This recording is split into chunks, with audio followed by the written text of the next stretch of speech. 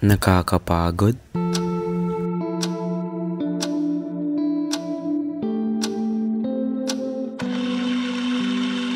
Parang paulit-ulit lang ang lahat. Gigising, kakain, papasok, uuwi, tapos bukas, ganun na naman. Parang walang bago, parang walang nangyari. Parang ako, stuck pa rin.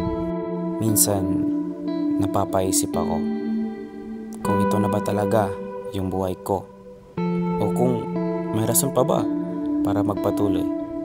May ginagawa naman ako araw-araw, pero para saan? Para kanino?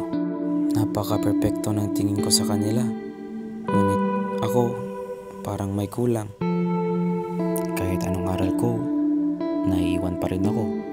Lahat ang bilis, ako lang yung mabagal. Akala ko sa paaralan lang ako mapapagod, ngunit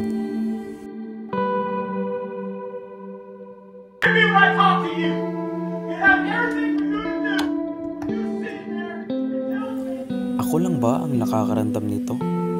Ako lang ba ang pagod, ang naliligaw, ang walang gana?